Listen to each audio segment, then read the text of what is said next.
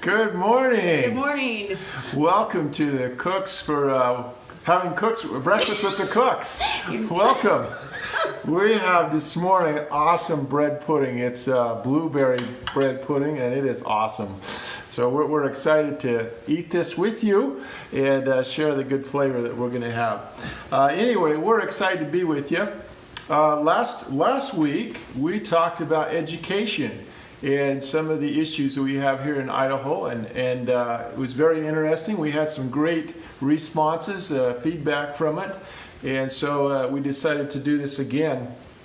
As you know, our world's kind of turned upside down with the coronavirus, and we could spend a whole bunch of time on the negative, but we thought, why do that? Let's find the good, the positive, the things. And so we're interested in hearing from you what you are doing to keep your elderly safe, to keep your kids from freaking out since they're not going to school, and what are you doing as a family to hold everybody together?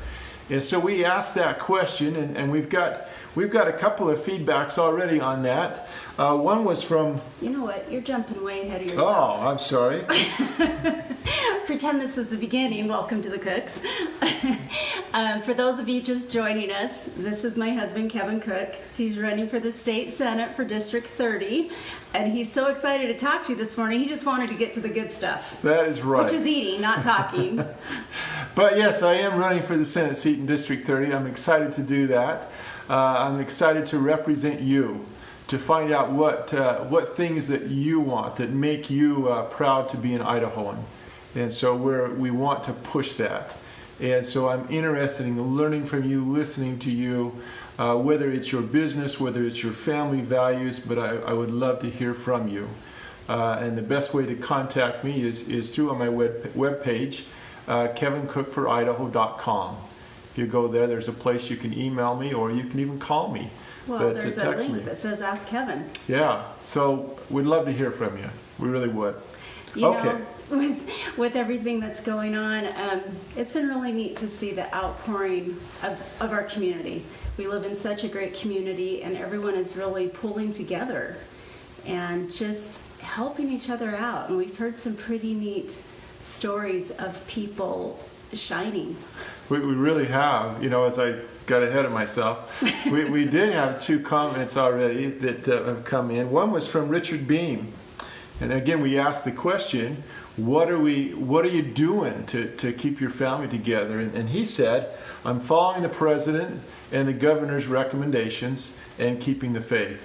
And I think that's excellent, that we're following the counsel that we're getting from our political leaders. Also, Emily Malcolm, her comment was staying home. Staying inside. And I think that's important too, is that we are staying home. We are following the counsel that we're given, and we're not going out getting sick or spreading the sickness. And so we do stay home. And it's been kind of nice. It has. In fact, you know, if you think about it, we really need to go back to where we were raised.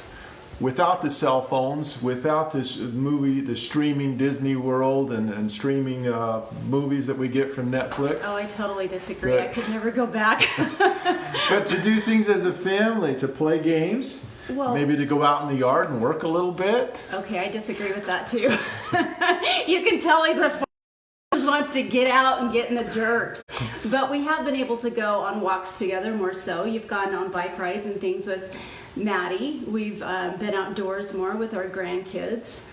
Yeah. And, in fact, Zoe and a couple of her friends, they went up to Hidden Falls, and so they enjoyed nature, even though it was still kind of cold. They got out and did something instead of just sitting. And they each sanitized as they got into the car and out of the car. All right.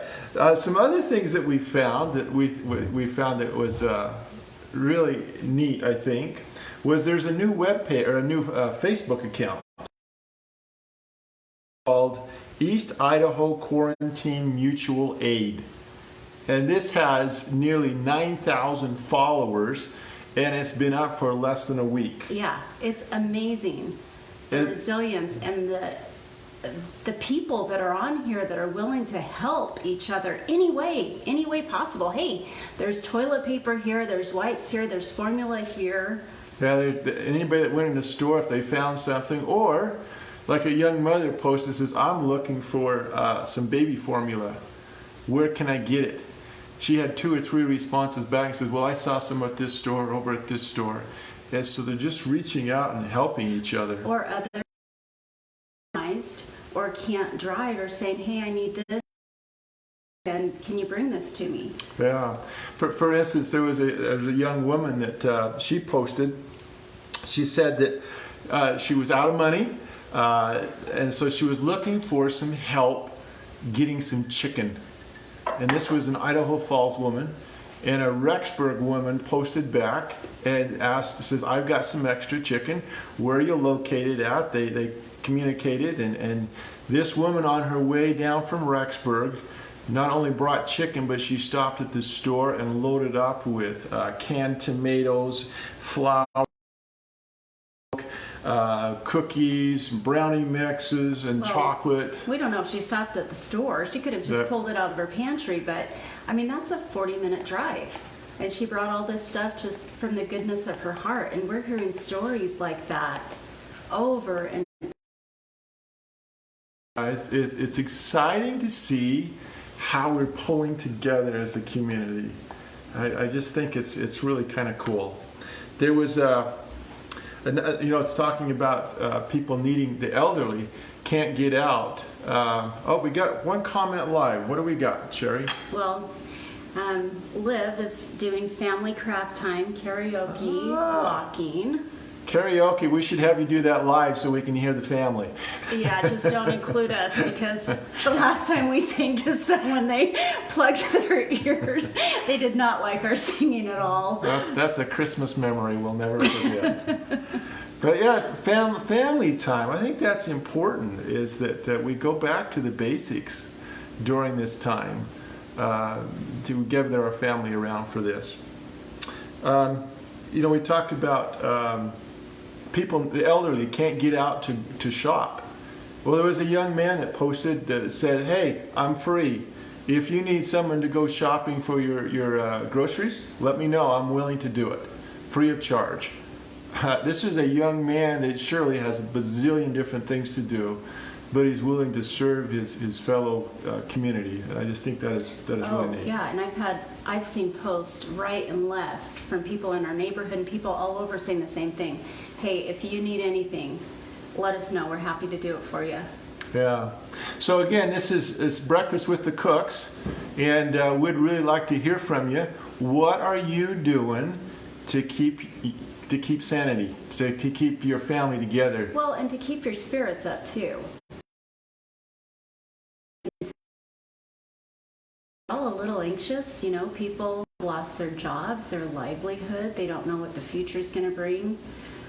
Spring break, if you had a vacation planned, you probably canceled that.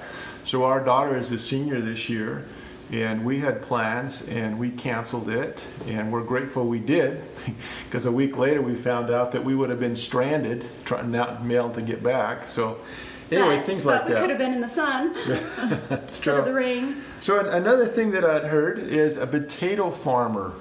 He loaded up the back of his pickup truck, drove to a local grocery store or just to a parking lot, and just said free potatoes. And people came and loaded up potatoes out of his truck.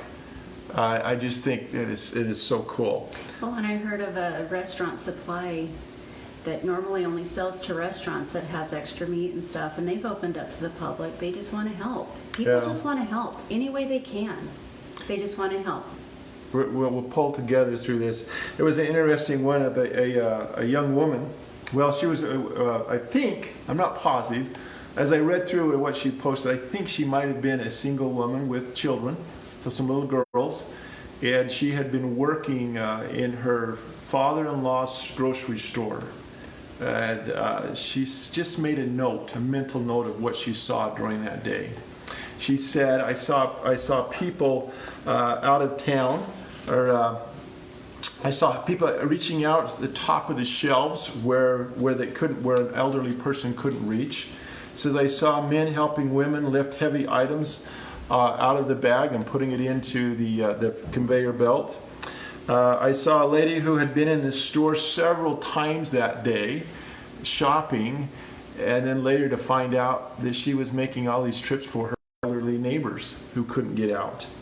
So they saw a woman whose credit card was denied, and the woman in back of her stepped up and offered to pay for her groceries. I heard friends and family members calling on the phone while they're standing in line, telling them, "Hey, I'm at the store. Do you need anything? Is there something I can get for you while I'm here?" She said I had employees that came to put in time to help out at the store. I watched several people, he said I saw one person return 2 bags of flour back to the aisle because he realized that maybe I'm considered hoarding, and so he wanted to save that for somebody else. But just some neat things that are going on throughout the community.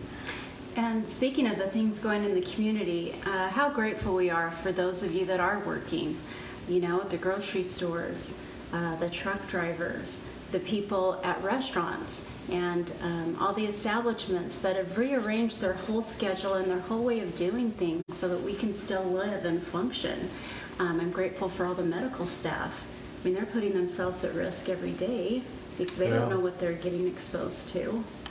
So our school districts, they're reaching out. My sister-in-law, who is a school teacher, she mentioned that they are looking at trying to get school online, looking at this might be an extended period of time. I think both districts are looking at that. So, and then they've got the problem, well, some kids don't have a computer or a Chromebook or even access to the internet. What do we do? And so a lot of people are looking for volunteers to donate Chromebooks or computers that they could use. They're looking at ways to lower the cost for some of these families that can't afford.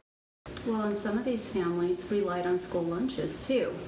And both districts have a school lunch program with the lunch bags. But I've heard of other people just out of the goodness of their hearts going to parks and putting on Facebook, hey, if you need lunch, we're going to be at this park, just come grab a sack. Or there's places where you can just drive through and pick up your sack lunch too. So this example, I think, at least the one that I heard about, was 2 young women. It was on East Idaho News, I believe. 2 young women in their 20s, using their own money, went and bought food and set up camp in the park and handed food to people that need it with their own money. And because they started that going, then other people came in and started donating, businesses and other families donating money to help this organization. The principal at the Hawthorne Elementary School, she's setting up a thing where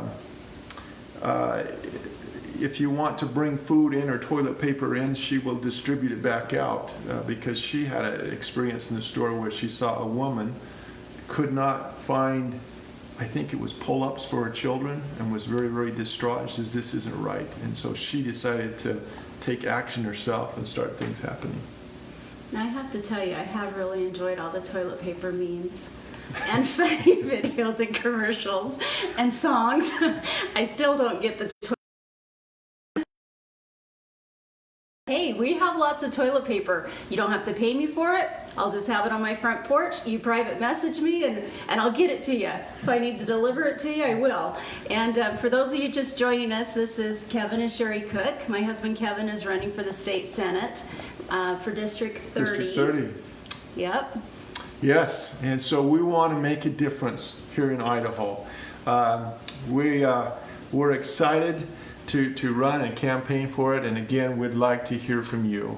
What are some of the things, the issues that you face as individuals, as a father, mother, a grandfather?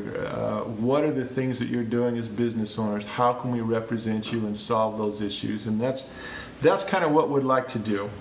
I think we want to leave you with a couple of thoughts. One, be proactive. Make things happen in your family. Neighborhood. Don't sit around coming to an end. be proactive and let's pull together as a community.